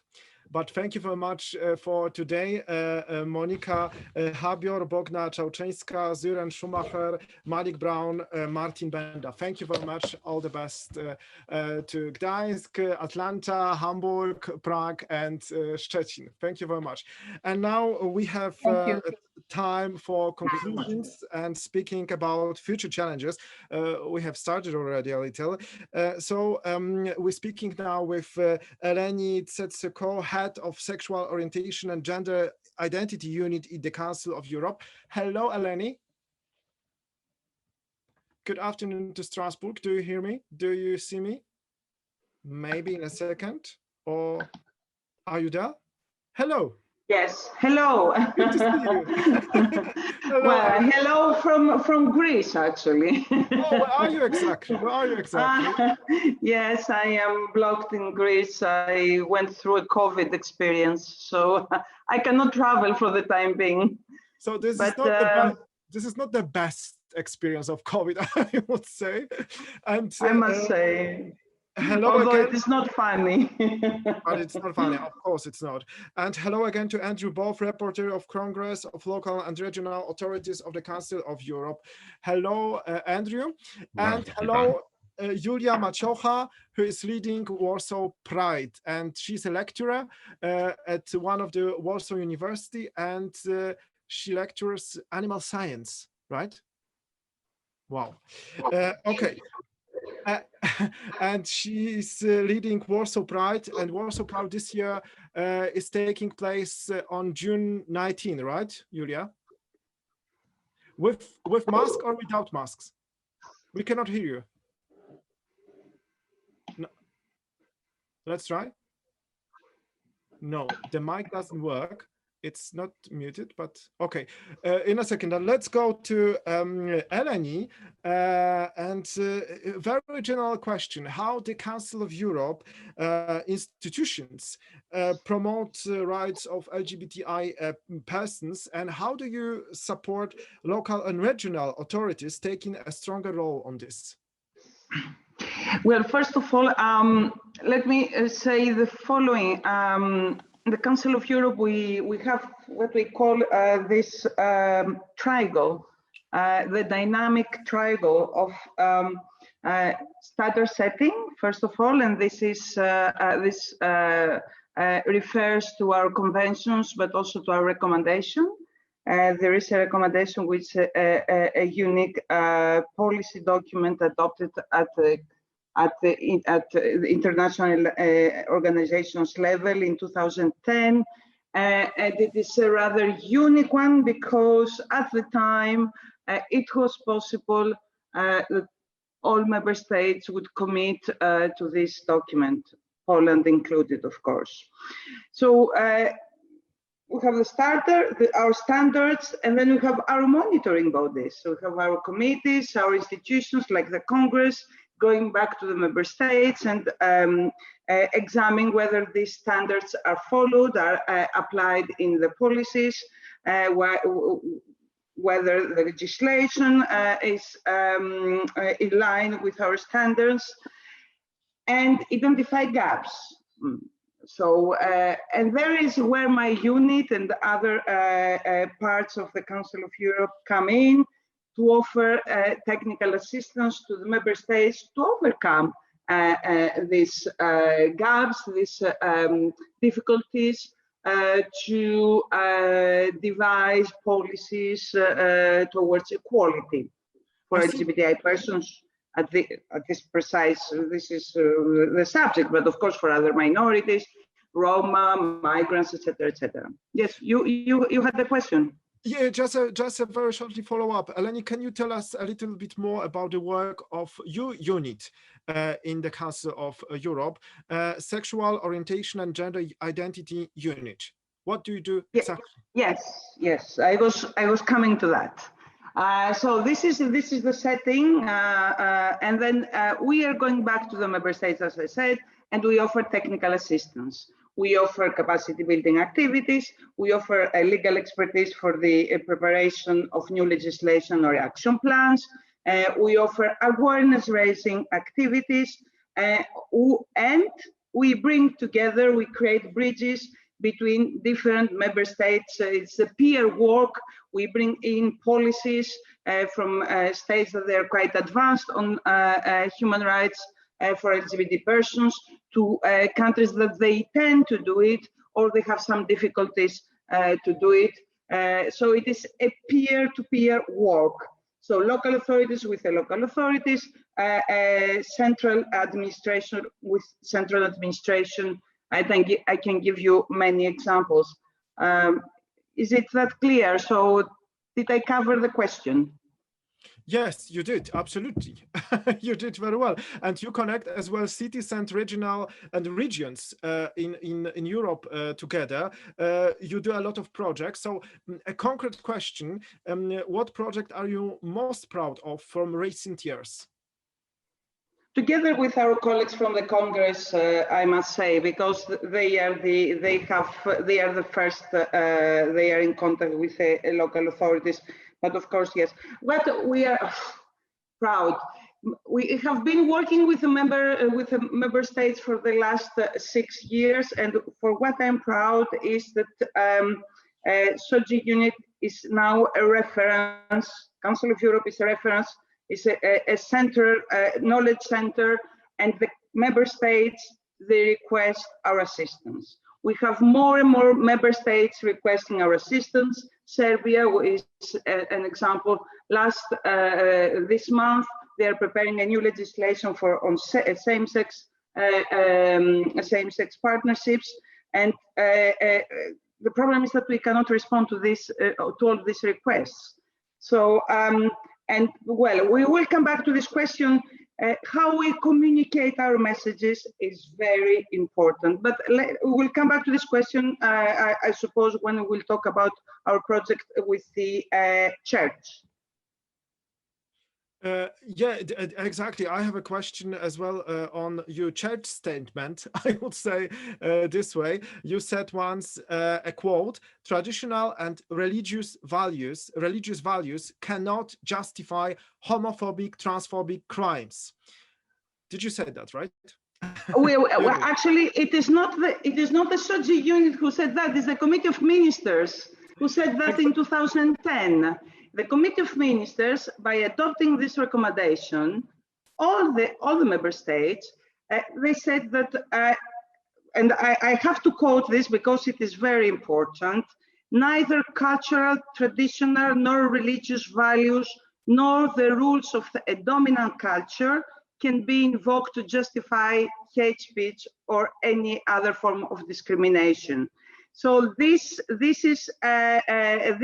was said and officially, and it is part of our recommendation adopted by the Committee of Ministers. I just took Yeah, I just Yes. took that from your Twitter account, but it's completely fine. But because the question is to that quote, how do you see yourself working together with churches? What are your best practices in this area?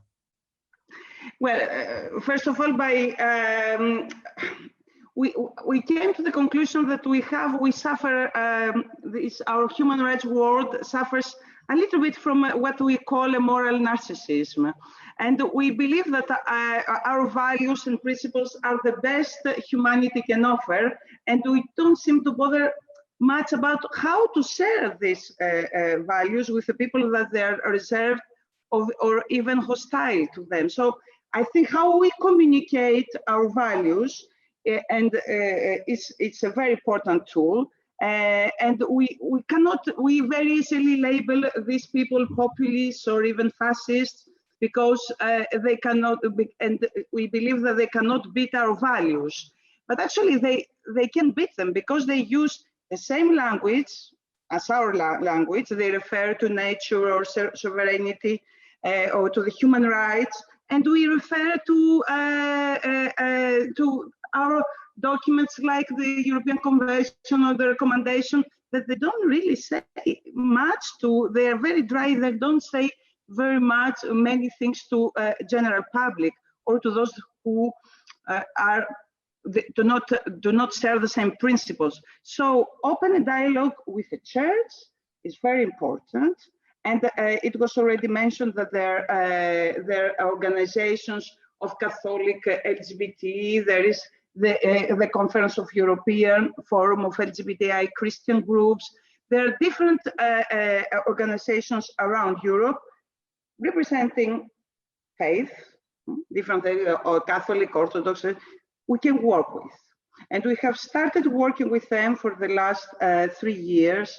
And now we have devised an awareness raising campaign targeting Orthodox Church in 10 countries, and then we will go to the Catholic Church, etc. So it is not everything lost, and I think we should just think a little bit more how we communicate, and this is very important at the local level. How we communicate about human rights, about because at the end of the day, we speak the same language with the church. We are talking about love. We are talking about acceptance. No, we should find a common ground. I'm not a priest. Can I answer the question? Me neither. And but follow up. What is your best practice to communicate? How to communicate? Because you're saying that is so important. Can you give us the most important advice on that? I think this is. I can give you an advice. Actually, when we're talking about sharing good practices and exchange good practices, I would take the Irish example on how they communicate about the same-sex marriage. The equality campaign, they did not actually, they had a very interesting campaign which was not based on human rights principles, but it was a value-based campaign. So the way we try to communicate with this with the opponents, because it is it's very, we are in our comfort zone when we speak about human rights with the people that you know, they share our opinions and they share our values. But the big challenge is to go to the opponents, and this we can do it in our meetings. When we have meetings, we try always to bring in opponents, or we try always to influence. To go to the difficult partners in the government to find ways to build bridges and to open a dialogue, and to create the acceptance actually, and this is quite transversal approach we have in our work. And do you have any red lines? Yes. We do have. What they are? Of course, we do have the red lines and the red. Well, it is when the freedom of expression becomes a hate speech. It is. This Finish. is our red line. Yeah, and then there is the European Court for Human Rights. Absolutely. Andrew Boff, you are a politician. So the question to you, how do you build coalitions on LGBTI rights within your community and within your political party? This topic is very emotional and instrumentalized by many politicians. So how do you deal with that on the political level? I think the important thing is for LGBT rights to get progress, we must have visibility. So you have to look at the opinions of people who are against extending LGBTI rights, and rather than shout at them, to have a conversation with them, to understand what it is they fear about extending human rights to their neighbors, to the members of their community. What is it that they fear most strongly? And we saw this, for example, in when we were doing the investigation in Poland, and we asked, and you know, the declarations were against LGBT ideology in some of these local authorities. So we asked people, what is LGBT ideology? And we didn't get a satisfactory reply, because LGBT ideology doesn't actually exist. It's a term that's used by people who want to suppress the rights of LGBTI people and to get elected by dividing their communities and blaming one part of their community for the wrongs in our societies. And that technique has been used on all sorts of issues, not just LGBTI issues.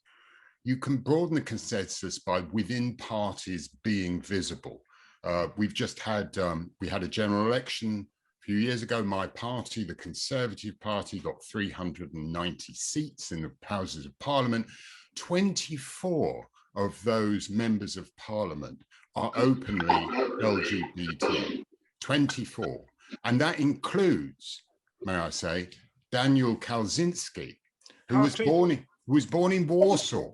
In Warsaw, yes, absolutely. And he was born in Warsaw. And may I say, he's far more right-wing than I am. And yet it's not a problem. Once you allow people in, once they are visible, people realize that those political differences that we have are, of course, important, and political debate is important, but actually the approach to LGBT rights is across the board, whether it's left, right, or center. Andrew, but you are a member of the Conservative Party, and that was the party, the Conservative Party in the United Kingdom, which voted for same-sex marriage and adoption rights. Usually this is a policy of left-wing oriented parties, especially in Europe. What changed in your party that led to this vote? Well, can I say, and obviously I speak from a conservative perspective, there came a point where we said as a party, why are we letting other parties hijack those issues that actually we believe in? You know, if you're a conservative, you tend to believe in the traditional institutions. We have a very strong belief in the family. We have a very strong belief in tradition.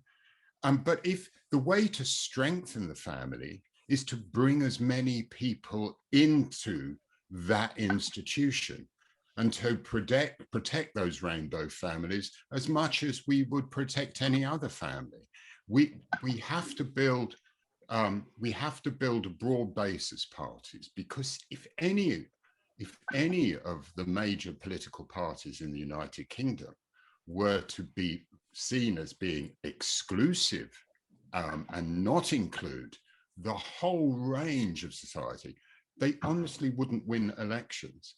But this has been years and years and years of campaigning and visibility and working within parties to get that. But what was the changing point in your party? Because it wasn't always like that. It wasn't. We were famously or infamously the authors back in the 1980s of a thing called Section 28, which barred local authorities from promoting homosexuality. I regret that. The party has apologized for it, and we've resolved never, ever to respond to those calls to blame a section of our communities for the problems that we have in society. And that I think when we finally got rid of Section 28 and apologized, that for us was the point at which LGBT issues came absolutely central to our conservative ideology. And conservative ideology does exist, as opposed to LGBTI. But it's changing as well. It's changing all the time. Andrew, allow me please one more political question, because what is the role of the big cities like London, which are usually quite liberal oriented or left oriented, to reduce the split between cities and non-urban areas on the LGBTI issue? How can we reduce the political polarization on that topic? Well, I mean, the division happens in the United Kingdom as well. As I referred to in my speech, we had 3,000 hate crime incidents in the year 2019-20. So it still happens. It's less likely to happen in our cities and more likely to happen in the rural areas. And exactly. the way in which we deal with that is to ensure that there is cooperation between different local organizations of local authorities. And may I say, I do have some hope since our investigation into the situation in Poland. The local government organizations there have decided to take a more central role in spreading information and good practice around those Polish local and regional authorities, of establishing good practice for dealing with their LGBTI citizens. So the thing is, I don't think the fight for human rights is ever finished. We must always be vigilant, and there will always be occasions where backsliding takes place on all sorts of issues. And I think it's those local authorities, local and regional authorities, working together, sharing good practice, which prevents that backslide, which will prevent that backsliding in the future. I see. Andrew, Eleni, have you ever been to Poland and, for example, on Warsaw Pride? No, no, I was supposed to come to Poland because we had an invitation for the Polish, from the Polish parliamentarians, but the COVID changed my plans. But I've been to many other prides in Europe, and the Council of Europe is supporting all prides. I mean, as far as prides are not allowed in some member states, we will be there and we will support the prides everywhere.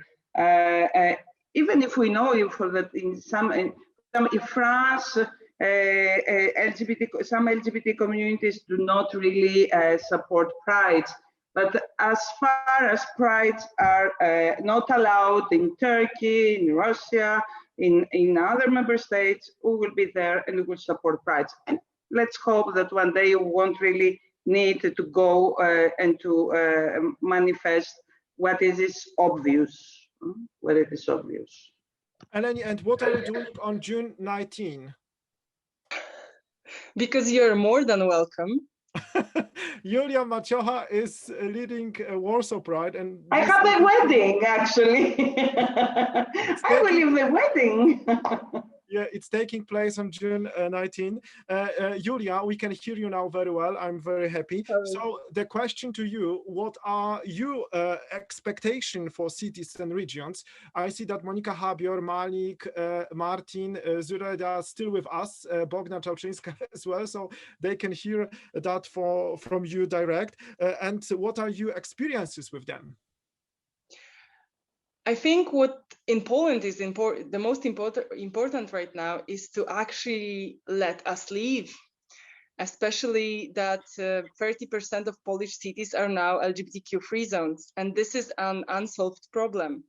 And this is not only the problem that is existing now and might have changed for better, it could also might have changed for worse. Why?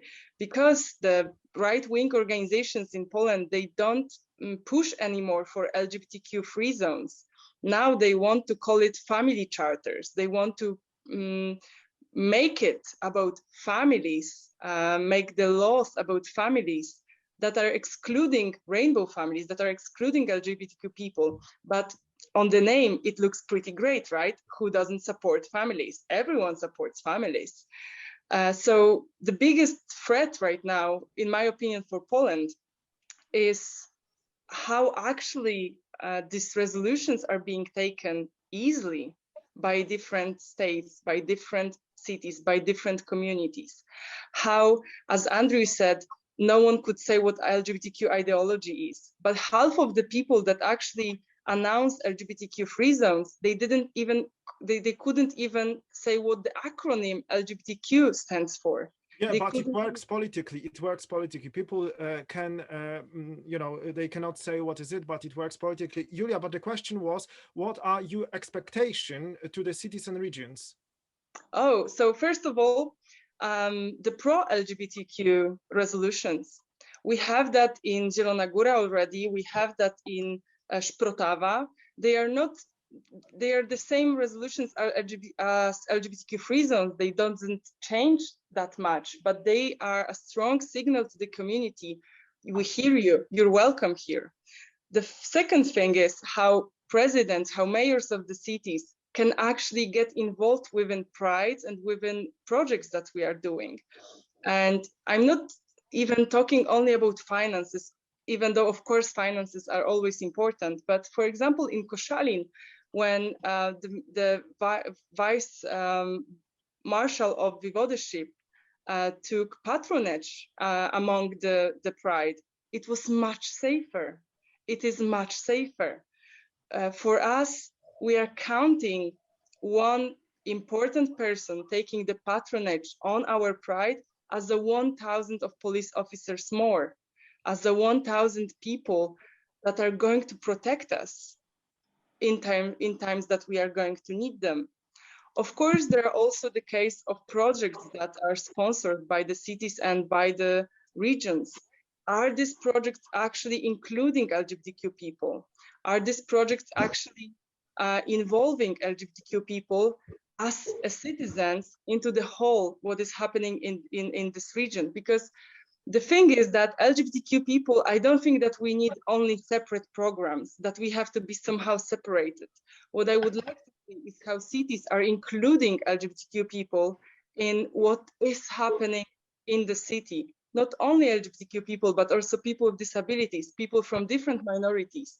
We are a valuable part of the community, and we can actually add a lot to the projects, to the things that are happening within the communities. Absolutely. And security, would you say this is one of the most important issue for you, especially when you're organizing the Pride?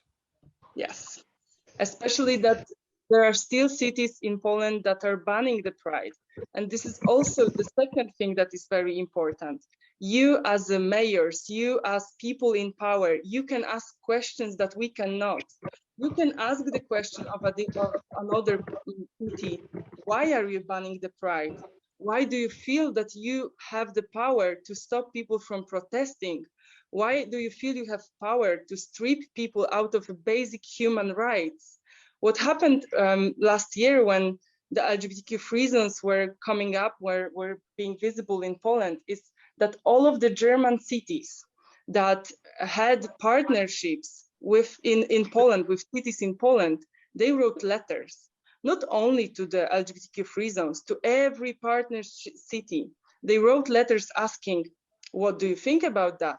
Why are you not doing anything about it? Do you think that you could become LGBTQ free zone in the future?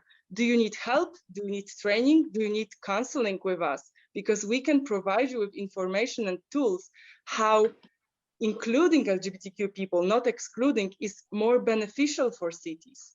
So you as people in power, you as people being in charge of the cities, you can be a great example, of course, but you have also the power to ask questions. Eleni, do you want to react on that?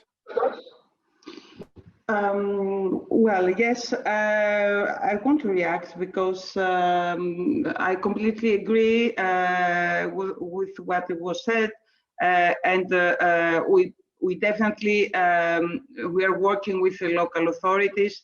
We put pressure. Local governments' initiatives shape the lives and opportunities of our LGBTI communities in our member states. And of course, we know that these initiatives can have a direct impact to the health, to safety, to well-being, to the quality of life. Last year, for the Idaho Day, we published a guide, a policy paper, together with the Intercultural Cities program on LGBTI inclusion and equality initiatives for the intercultural city. So this is a project, this is a Council of Europe project. This is a very concrete and very practical one. It is a network of cities working on different matters, migrants, but also LGBTI is part of this of the target group. Okay. So yes, yeah. So we involve local authorities whenever we devise policies and action plans, and this is the only way to change policy at local level. Then, of course, as I said, there is the Congress, and there are different institutions and the monitoring bodies which will go back to the cities and will control whether our standards were followed. But Eleni, one follow-up question, but how do you deal with that when the federal government of one member state of Council of Europe is saying, we are your partner, not a region, one region in our country, for example, because you want to deal with the region to do something, and then the central government is coming and saying, no, we are your partner, don't talk with them, you need to talk with us. Well, we are working. Yes, well, we have some examples, but I think we are working at different levels, and we always try to find the allies within the central or the local government.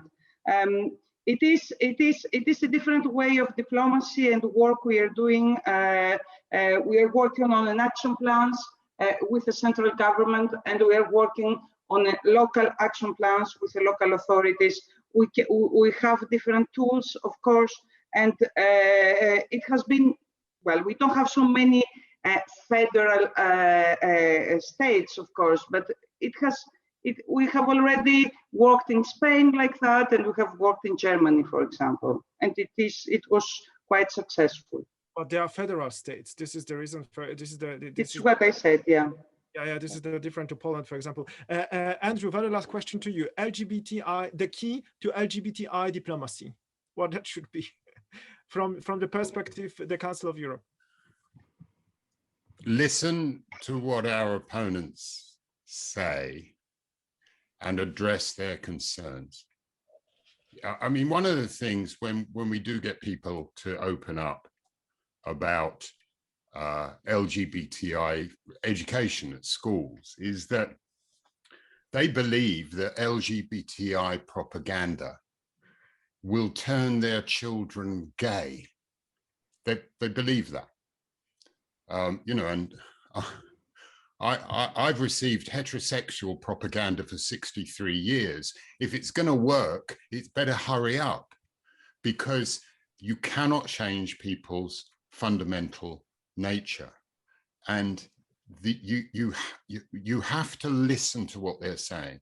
I've never believed that just shouting at them or telling them it will be like this is the solution. And just to go back to what was said about the family charters that had been adopted by those local authorities. One of the things those local authorities have got in Poland specifically need to know is the Polish constitution does not define what a family looks like. It does not define a family as having heterosexual parents. It does not define a family at all. And so those rainbow families that are in Poland are as entitled as anyone else to receive the support of the Polish government and local authorities, which is geared towards families. But we must address the ignorance. We must, it's tedious, it's boring, it's repetitive, but there is that thing, isn't there, in marketing that says, when you're sick of saying something, sick of repeating something, it's at that point when people catch on. So we must never give up, we must be vigilant, and we must address the concerns of people who have fears over people they don't understand. This is a very good final statement, but let me just finish this panel with a very last question to Julia. Julia, I have just quoted the previous panel, the quote from the German Süddeutsche Zeitung magazine, when one actor said, "I came from a world that has not told me about myself." So you as a young person, very young person, so the question to you, how do you tell the teenagers in your organization or on social media or to your students, so in your environment, about the world they came from? I think that what's the most important for me is to do something that I didn't receive when I was younger. Good stories of adults, of LGBTQ adults. Young people right now, they don't need to hear about the acronym, about it's okay to be gay. They are beyond that. They have the internet for that. What they need in Poland especially is the stories of adults that are doing okay. I don't need them to be CEO. I don't need them to be rich. I don't need them to be super successful. I just want to show these young people, adults, people that are over 40, over 50, over 60, having families, having their lives put together, having their lives being okay, happy, normal, let's say. Because what's I feel is the most dangerous situation right now that we have is, first of all, that most of the Polish teenagers that are the part of LGBTQ communities, they have suicidal thoughts, they have depression, but also they don't believe that they can stay in this country and be happy. So what we are trying to show, for example, we are showing the 70-year-old drag queen that we have in Poland. Her name is Lula La Polaka. We want to show these young people that it might get better, that it is a future in this country, that we still have to fight a little bit more, but we are going into the right direction, that you can be 40 here, you can have a great family, you can have kids if you want, you can have a cat, a dog, or a lizard, I don't care, but you are going to be an okay and happy person. And this is what we need right now for young people, to show them that there is a future for them here. Andrew Boff says always we are, he means all countries on the same journey, but on a different moment, right? So yes. maybe this is exactly what you're saying. That could be a message as well for you. Thank you very much. May I say, can I say I'm feeling a little left out because nobody's extended an invitation to me to go to Warsaw Pride, and I'd rather like to go.